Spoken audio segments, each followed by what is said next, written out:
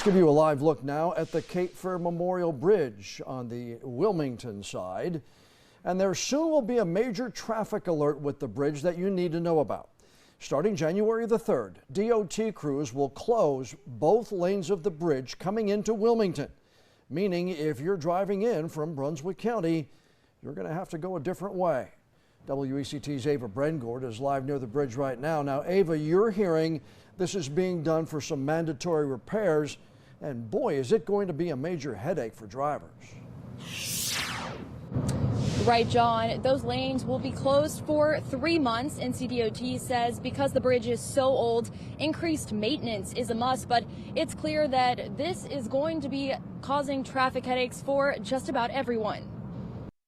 Starting January 3rd, NCDOT will begin repairs on the Cape Fear Memorial Bridge, cutting off the main route into Wilmington for thousands of people. I can only imagine what it's going to look like in Brunswick County being backed up as far as the eye can see. It's to repair the support beams and traveling surface of the bridge, something NCDOT says needs replacing every 10 years. So we know that it's reached the end of its life cycle, and it's time for a replacement. Both lanes coming into Wilmington will close until the Azalea Festival in April. After that, the lanes heading out of Wilmington and into Brunswick County will close. It's going to impact, a lot of folks, especially those that work in other county, coming from Brunswick County, from January until pretty much April, finding an alternate route. Those detours include the Isabel Holmes Bridge, College Road, or US 17. However, NCDOT is hopeful the repairs will be finished before the tourism season kicks in. Majority of the work will be complete and all lanes restored before Memorial Day. County commissioners say you should plan extra time to commute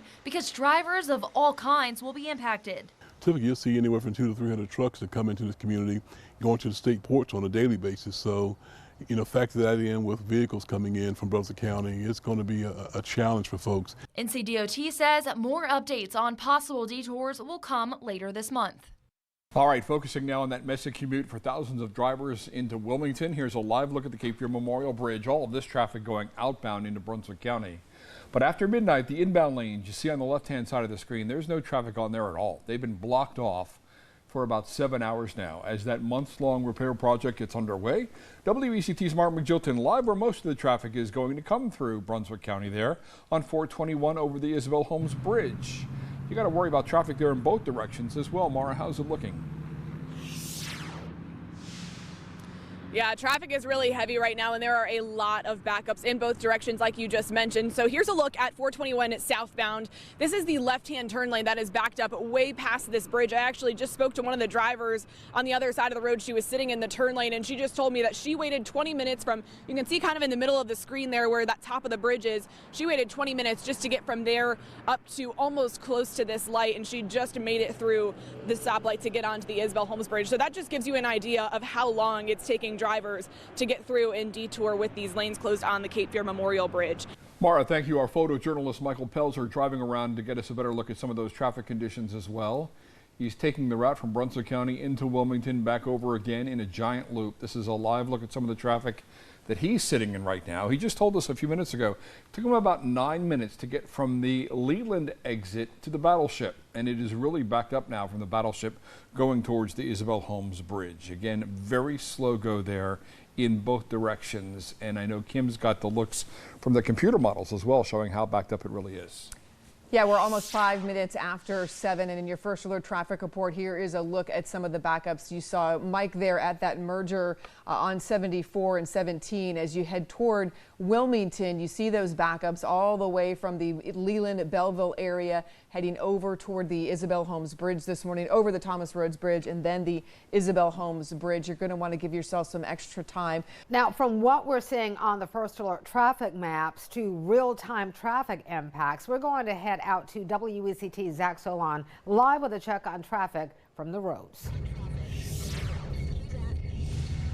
Hi, Fran. Give you an idea of where we are right now. We're on 421 South on what is the Thomas Rhodes Bridge. We're driving over it right now in some pretty slow-moving traffic. Give you a closer look at the road here, and you can see we are not moving right now. We're in the right-hand lane. Now, one thing that has been done to alleviate some of the traffic here that NCDOT did was they added a second right turn lane onto the Isabel Holmes Bridge. That's where we're heading right now, but we've been sitting in this traffic for about 3 or 4 minutes, and we're going to give you a more complete look at what that looks like a little later on in this newscast with some of those traffic impacts. You just heard Daniela talk about them. Now, with these slowdowns, there's of course the question, what happens when emergency response crews need to get to this area or transport patients over the bridge? I talked to Brunswick County's EMS director about that. He says it all comes down to communication between emergency response crews in Brunswick County and New Hanover County. We've also done some planning with New Hanover EMS to where we're doing a dual response in areas along the causeway towards the bridge and in the 421 corridor in New Hanover County, and then along I-140 in New Hanover and Brunswick County, to make sure that both of us respond to anything in those areas, to make sure one of us can get there. Johnston says they did have one minor accident this morning that someone did have to be taken to the hospital. I'm told that they were able to do that without issue and get around the traffic without incident. I'll have more on the impacts that'll have on this traffic will have on emergency response times coming up at 6. For now, Fran, we are still on the still on the Thomas Rhodes Bridge, approaching the Isabel Holmes Bridge. We'll continue to keep you updated and check in with you again at 6. WSCT's Zach Solon is behind the wheel to give you the most up-to-the-minute look at the current traffic situation. All right, Zach, where are you? What does traffic look like right now? Hey, John and Fran, we're on 3rd Street, and I'll tell you what, we're at a green light, but we are in standstill traffic right now near the intersection of 3rd and Castle. That light just turned red, but we haven't moved anywhere in about a minute or two. Now, this is where drivers are coming off the Isabel Holmes Bridge back into Wilmington. That's the route that we did just a few minutes ago, and we've been moving through downtown. But once we got to this part, closer to the westbound lanes of the bridge, it really is stop and go to standstill traffic. You know, you can't even get through a green light because the next block is just full of drivers. So that's just an idea of what we've seen today. You can see right now just no cars moving right now as we wait for the light to turn green again, but I don't know if we're going to be going anywhere for the next couple of minutes. Now, this standstill traffic is a concern for some emergency response crews, or what happens if there need to be a response from New Hanover County and Brunswick County crews to the same spot. You know, there's so many lanes there that we could move people to where we could get through. It just may take a little more time to get to the response in that area. But the other issue is the traffic's going to be so slow moving up there, there's probably not going to be that serious of an accident in that speed of traffic. And you can get a closer look here at the traffic that we are in right now. We are still on 3rd Street in Wilmington, kind of approaching the Cape Fear Memorial Bridge. We haven't seen any major accidents today. We do know a couple of small ones, as Johnston mentioned. That's something they'll be keeping an eye on, not just today, but throughout the next several months of this project. All right, well, thank you very much for that update. As you can see, the traffic is pretty thick out there right now, so pack your patience. And Zach, any concerns about patients being transported to the hospital? So, John, today, Lyle Johnston with Brunswick County EMS did tell me that there was one patient who had to be taken this morning after a minor car accident over to the hospital, but he says that went smoothly. He tells me every day there's about 15 to 20 patients, though, that need to be taken over the river, and he said they've identified some landing spots for Vitalink helicopters if they need to use them, but so far today, no reports of that happening. All right, Zach Solon live in traffic. Stay safe, Zach. Thanks. Since the westbound lanes on the Cape Fear Memorial Bridge closed, traffic in downtown Wilmington has picked up. It's a nightmare. And my only hope is that there aren't any accidents. Rush hour becoming an oxymoron as drivers sit for at least an hour along 3rd Street and are in no rush. It's something Diane Connor says she refuses to deal with. I don't go out at rush hour, morning or afternoon. She lives along 2nd Street downtown, where she says traffic has picked up on the once quiet road. As we're standing here, you can see there's a lot more cars than normal. The traffic backups, something NCDOT engineers say they've worked to remedy. We honestly feel like we've optimized as much as we can. Adjusting the signal timing on the traffic lights to help with the high number of drivers, keeping the light turning onto the Isabel Holmes Bridge green for longer. Now they're asking for drivers to take detours on MLK Boulevard and Interstate 140. A possible alternate for some of those drivers, again, to increase that travel distance in miles, but hopefully decrease that travel time. With only a few more weeks to go until the Cape Fear Memorial Bridge opens, Connor hopes drivers will be patient downtown. I know everybody wants to get through that red light, but when you're causing gridlock, that is not helping anyone. And engineers agree. And again, we know these impacts are felt everywhere, but just for a little while longer. Reopening the westbound lanes on the bridge is expected to take several hours. And it could be several days before crews can remove all of the equipment and change traffic that they put in place for the project. WECT's Zach Solon went to today's news conference regarding that project. And he joins us now with a live report. So, what did you find out today? This is exciting news, Zach.